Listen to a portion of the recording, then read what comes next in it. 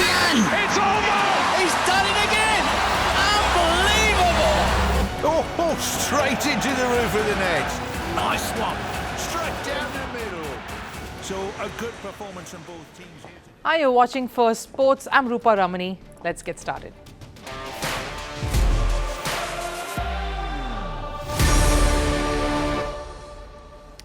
On the show today, there is a lot of cricket heading your way. First up, Pakistan's decided to play the T20 World Cup, but they will boycott the match against India that is set to take place in Colombo.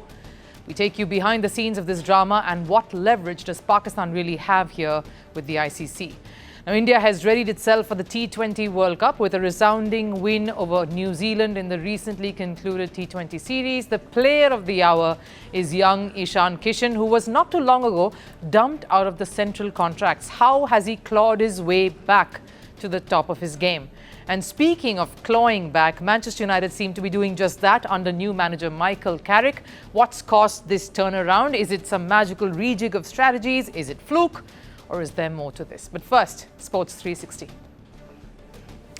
We'll start with tennis. Carlos Alcaraz made history with a statement win at the Australian Open. The 22-year-old swept past Novak Djokovic in his attempt to a record slam to claim his first Melbourne title and notched up a career slam here. Meanwhile, in the women's final, world number 5 Elena Rybakina mounted an incredible comeback story to beat world number 1 Aryna Sabalenka, claiming her first title here and the second Grand Slam of her career.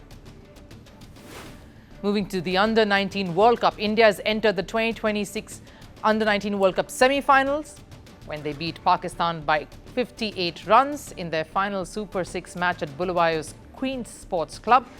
India posted 252 batting first. Vedant Trivedi top scored with 68. Their bowlers tied Pakistan up in knots in response, dismissing them for just 194 and exacting a levelling win here after that loss to Pakistan in the Asia Cup. Moving to badminton, young Indian shuttler Devika Sihar clinched her maiden BWF Super 300 crown. The 20-year-old from Haryana was leading 21-8, 6-3 when her Malaysian opponent Go Jinwei retired due to a hamstring injury. Devika's rise has been steady, with her first international title coming at the 2025 Malaysia International. She also contributed to India's mixed team bronze at the 2025 World University Games.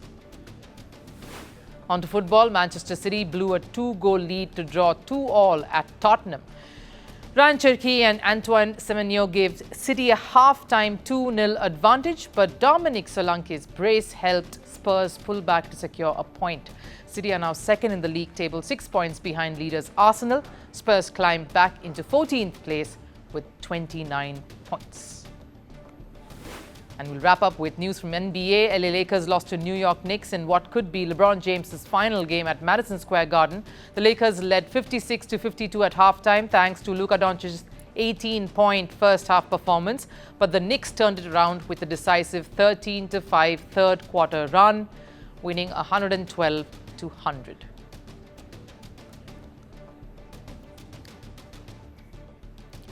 Well, imagine dropping a bombshell of an update on a social media platform on a Sunday night. That's what the Pakistan government did. They shot off a post last night, kickstarting a manic week here, the last week before the T20 World Cup that's to be set to take place between India and Sri Lanka kicks off. What did the post say? That Pakistan will surely play the World Cup but will not take the field against India. What reactions have come in since? Where is this storm heading to? And importantly, where does this leave Pakistan? I'll get you the full picture right here. Now, first, let's look at the latest and how the key stakeholders here, those who will be impacted most by this decision, have reacted.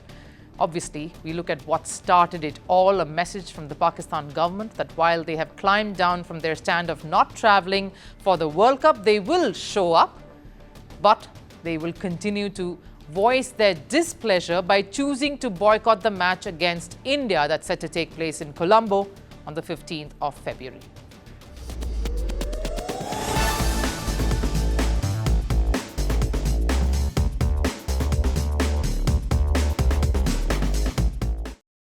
And I first wonder, displeasure over what exactly? I understand that they stood by Bangladesh when the ICC put all the members to vote. What to do with Bangladesh, considering they were still wanting to not travel for that World Cup. They paid the price for that because almost every ICC member voted them out. They voted against Bangladesh. Everyone, of course, barring Pakistan. But that matter was over. Right there in that meeting, the case was closed. Scotland have stepped in. It's time to move on. Everyone has, except Pakistan, who seem to be so enraged that they need to boycott their match against India altogether. All for what? Get some brownie points and a pat on the back from Bangladesh. The ICC has sent a strong warning. I'll read out a few pertinent points that they made in their statement. They say that the position of selective participation here is difficult to reconcile with the fundamental premise of global sporting event. This being a sporting event and everyone is treated on equal terms here. The other point that they make, while the ICC respects the roles of the governments in such matters of national policy, the decision is not in the interest of the global game. It doesn't go well with the welfare of the fans as well worldwide, including that of Pakistan. And of course, the ICC also says that they hope that the PCB will consider the significant and long-term implications for the sport here when they take a decision like this, and what this is likely to impact, what the impact it will have on the ecosystem, especially when they are a member and a beneficiary of the same. That last bit there was a bit of a warning that this circus has gone on for far too long, and Pakistan's sudden whims and desires cannot be entertained, and that too repeatedly. I say this because remember what happened during that Asia Cup last year. Pakistan kept the organizers, the broadcasters, opponents, everyone involved with the Asia Cup on tenterhooks when they suddenly refused to take the field against UAE. They shut themselves in the hotel saying they were not going to play the game. All because they were protesting ICC's decision to keep Andy Pycroft on despite Pakistan launching a complaint against them. A complaint for allowing India not to shake hands with Pakistan after the previous match. What about the Pakistan players? Those who are, by the way, enjoying a perfect warm-up to the World Cup with 3 back-to-back wins over Australia in a T20 series recently. Listen to what the captain of Pakistan said when asked about this boycott the government has ordered. Yes, absolutely, we will go. But that is not our decision, sir, and we cannot do anything about it. Whatever our government and our chairman instruct us to do, we have to follow. Only then will we go, and we will do that. So here's where we're at. A country that is not only holding the sport hostage, but has decided to make their own players pay the price for their egos. And Pakistan cricket fans too, who are invested in this rivalry, however one-sided it may have been turning out to be over the last few years.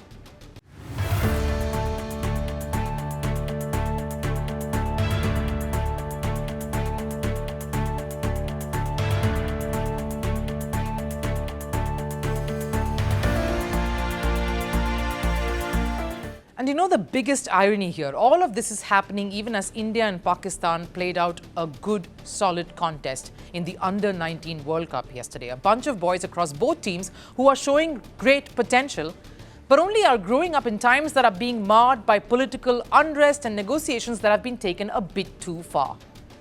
So what about the other stakeholders here? Everyone invested in the sport. In cricket, the perception is obvious. Pakistan is threatening to disrupt a tournament that is a global event, and in doing so is damaging the ecosystem and the image of the sport itself globally.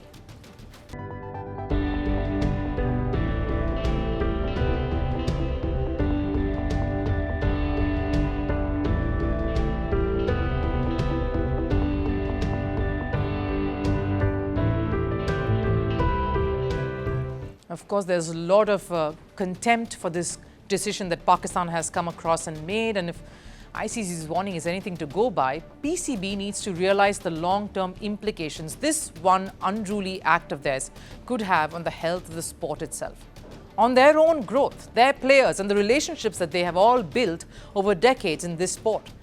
The one thing Pakistan here needs to realize is that no one is winning this boycott. Not India, not the ICC, and definitely not Pakistan.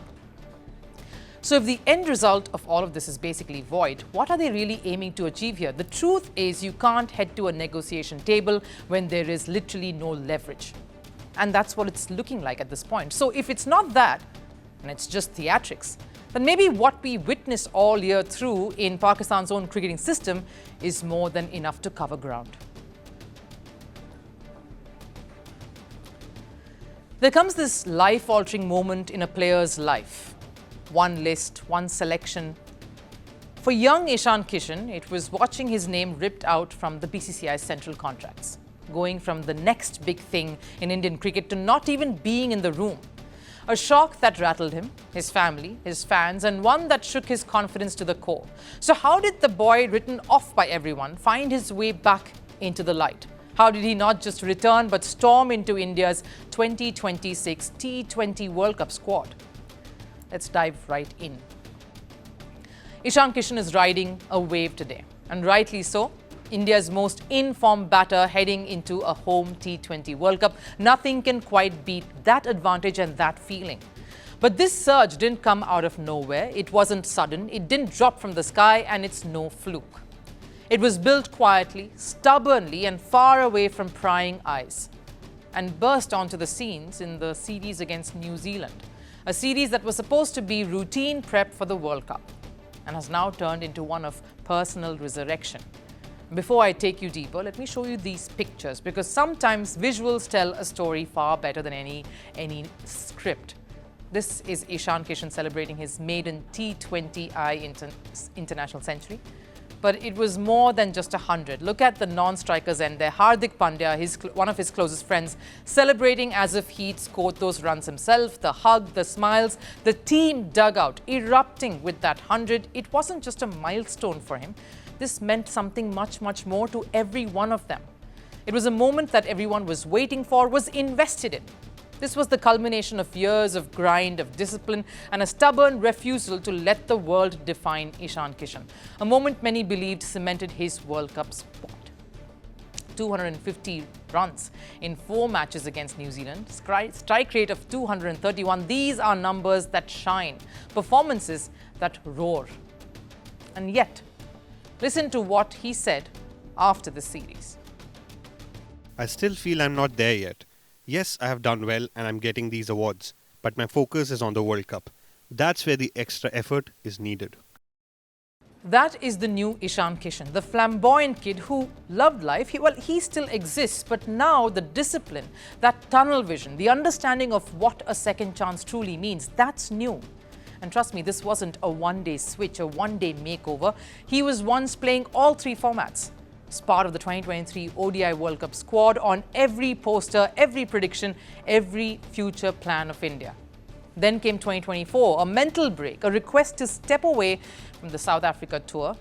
Seen practicing for IPL, but made himself unavailable for domestic cricket, and suddenly he found himself at odds with the Indian Cricket Board. No contract, out of reckoning for the national side. A fall so steep, so abrupt, it rattled everyone, him and those around him. His father later revealed that Ishan had stopped smiling. The family went through a painfully emotional phase. The house felt heavy, and then, of course, came an unexpected source of strength. My mother told me to read the Gita, so I suggested that he read the Gita. She had told me that if you are in a lot of tension, keep your question in your mind and open the Gita. Read the page that comes in front of you. You will find your answer there. It helps in dealing with the situation. I asked Ishan to do the same. That there gave Ishan clarity, and he just lowered his head and went back to the grind. Ishan led Jharkhand, his state team, to their first ever Saeed Mushtaq Ali Trophy win, India's premier domestic T20 tournament that they'd never been able to come close to even to win before, and finished as one of the top scorers there in domestic cricket, proving that he wasn't relying on reputation. He was rebuilding himself one match at a time, one performance at a time. Then came the IPL with the Sunrisers Hyderabad, and that's who showed faith on him at a time when many teams hesitated, and Ishan repaid that trust instantly, smashing a maiden IPL century on debut for them. From there on, everything began aligning slowly, steadily, because the man himself had realigned his thought, his process. Cut to this weekend and a series win against New Zealand.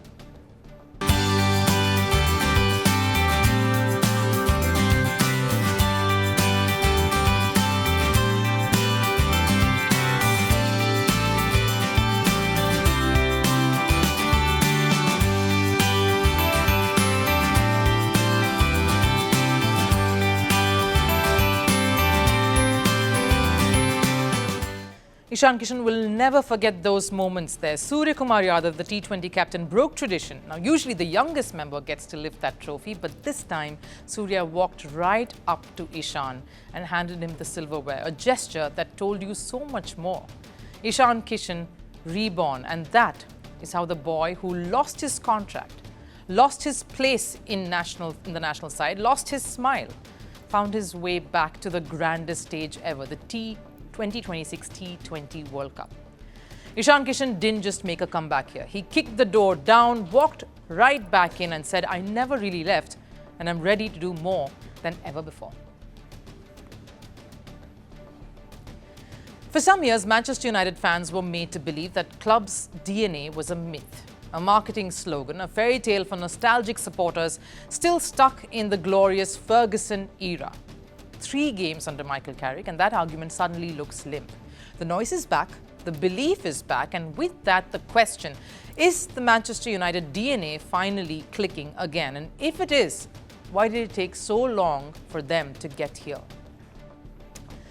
First, let's get one thing straight. Beating Manchester City to win the derby is all great. Outplaying Arsenal, of course, at the Emirates is even better. But those aren't the games that have defined United's progress in the past. The real test have always been the unglamorous clashes against Fulham, Crystal Palace, Everton.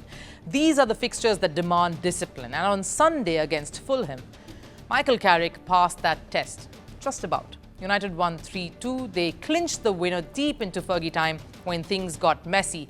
Under Ruben Amorim, these were the games that broke United, stalled any momentum they may have gathered, lost to 10-man Everton, draws against Leeds and West Ham, failing to cross the line against the Wolves. A new low pretty much every month. This time they held their nerve. So what did they do this time around? Rather, what different did they do? Carrick has done something radical. He simplified the structure by going back to the basics. Play your best players in their natural positions and just trust them to deliver, to do the job. And this time it actually seemed to work. United were direct again. They countered with purpose, and when they were put under pressure, they didn't drop deep and just hung around. They stayed hungry and kept playing for the next goal. Fulham pushed them.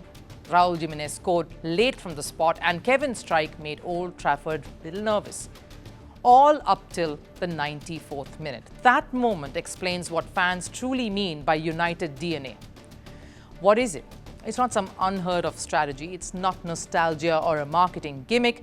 It's what we have seen in these 3 games. Self-belief, trust in the youth, and near flawless execution. But above all of this, you see courage there. Courage to make a 70-yard sprint in injury time. Courage to go for the win instead of trying to protect a point and just play out the draw. Carrick reverted to comfort, to a sense of familiarity that had long been forgotten. Like Casemiro and Kobe Manu in the midfield, Bruno Fernandes higher up the pitch, and now just 8 assists away from breaking the record of most in Premier League season. And here's something you just can't ignore. Players look happy, the celebrations look real, the team looks like a group once again. Not a collection of individuals who are just waiting for that next reset. Carrick isn't overcomplicating by micromanaging his side here. He's simply letting a functional 11 play the sport that they have known to for years. And the results, that's 3 wins on the trot. It took Amorim 36 games to do just that. Carrick has done it in his first 3. United are back in the top 4, and of course fans resonate with this magic. They couldn't be happier to see United finally looking like their former selves.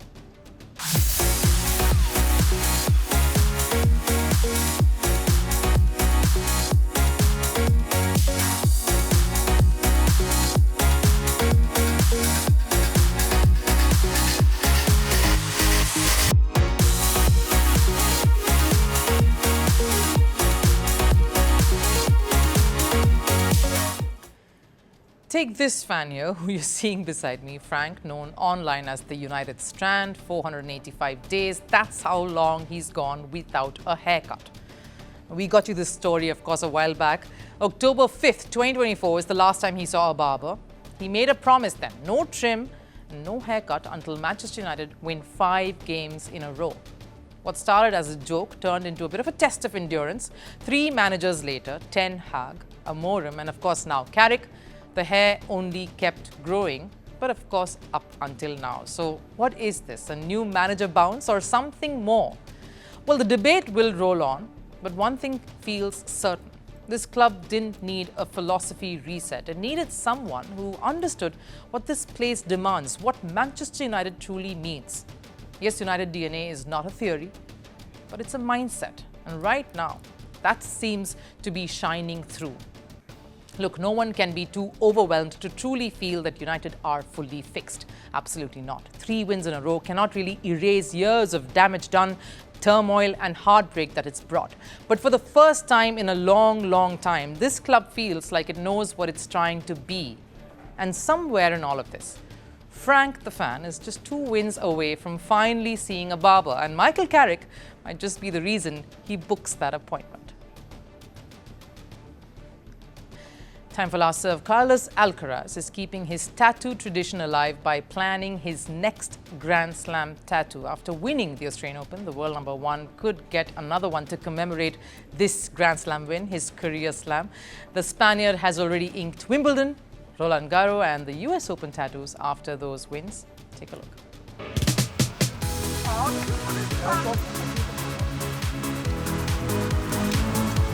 That's it.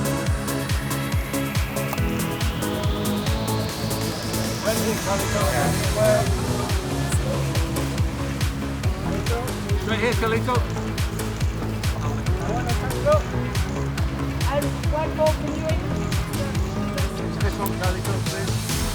For sure. I mean, I already know that it's gonna be a kangaroo. I don't know the place yet. Gotta do something great, you know, to remember this great moment.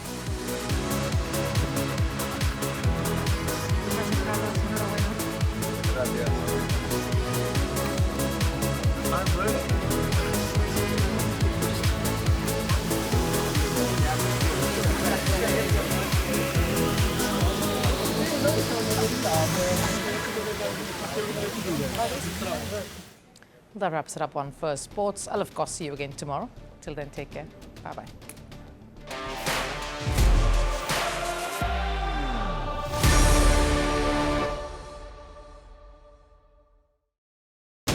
The world doesn't fit in boxes, so why should your news?